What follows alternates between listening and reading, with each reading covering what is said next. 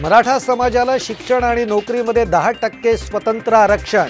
विशेष अधिवेशनामध्ये विधेयक एकमताने मंजूर।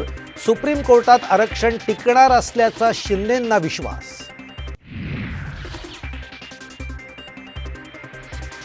सगळे सोयऱ्याच्या मुद्द्यावर 6 लाख हरकतींची छाननी केल्यानंतर कायद्याची अंमलबजावणी करणार शिंदेंचं आश्वासन। तर मागासवर्ग आयोगाने केलेलं सर्वेक्षण अचूक असल्याचाही दावा।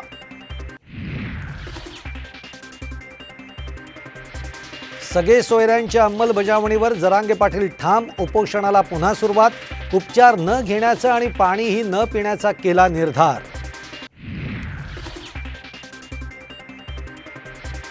ओबीसीतून आरक्षण कशाला पाहिजे भुजबळांचा सवाल। विरोध केल्यास धमकी आणि शिवीगाळ होत असल्याचा जरांगेंवर आरोप।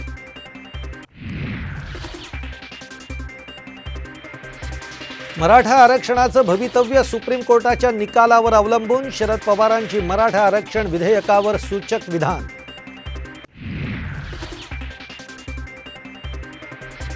मुंबईतील धन्यवाद देवेंद्रजी कार्यक्रमामध्ये मनसे नेत्यांची उपस्थिती। पुन्हा मनसे भाजप युतीच्या चर्चांना उधाण। मराठी माणसाची वल्गना करणाऱ्यांनी सामान्यांचे निर्णय गुंडाळून ठेवले। उपमुख्यमंत्री फडणवीसांचा उद्धव ठाकरेंवर हल्लाबोल।